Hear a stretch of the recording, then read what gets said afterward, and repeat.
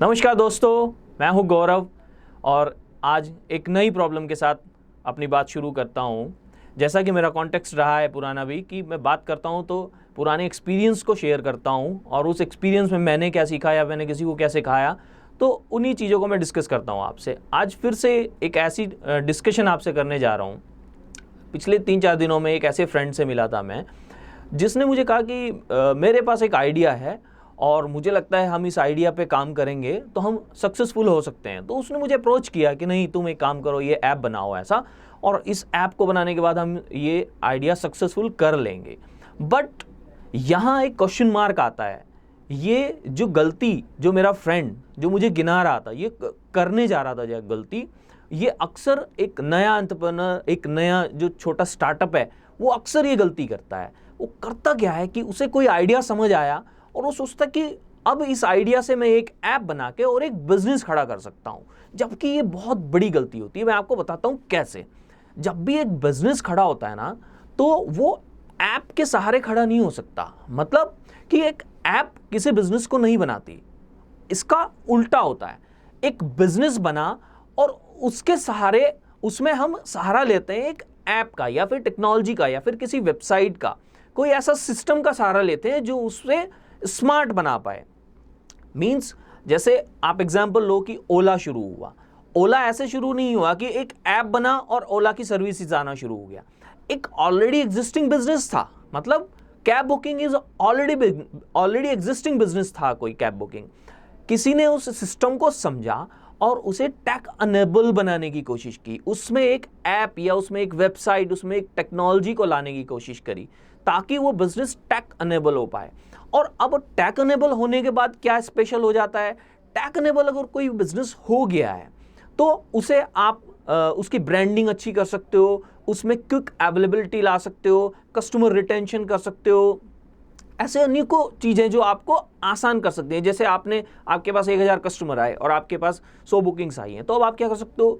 Analytical record बना सकते हो उसके बिहाफ पे। और एनालिटिकल रिकॉर्ड को आप कहाँ यूज़ कर सकते हो कि आप ब्रांडिंग कैसे करने वाले हो, मार्केटिंग कैसे करने वाले हो, और अपने कस्टमर को वापस अपने पास अगर नए ऑफर्स देने हो तो कैसे लेके आने वाले हो। तो ये सब क्या है?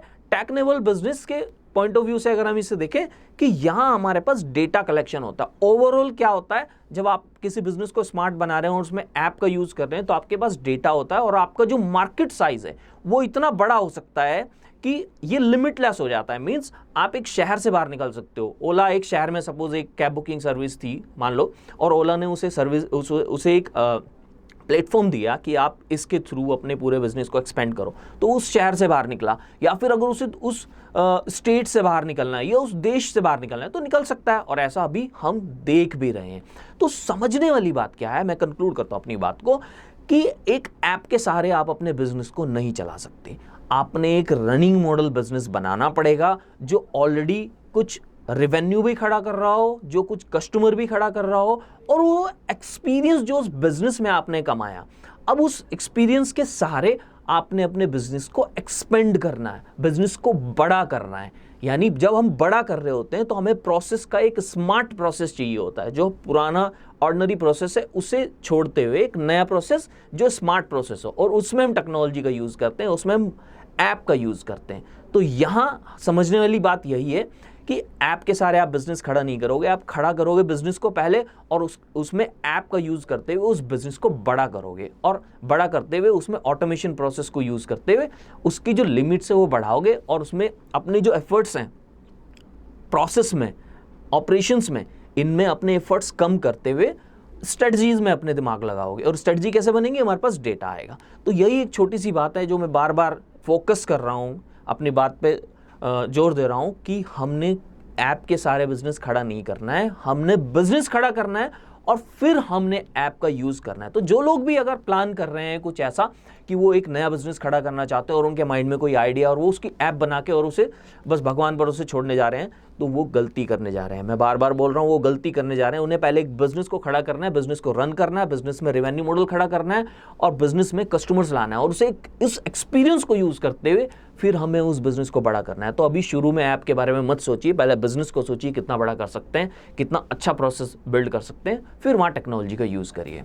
यही आज का मेरा मैसेज है। Thank you so much.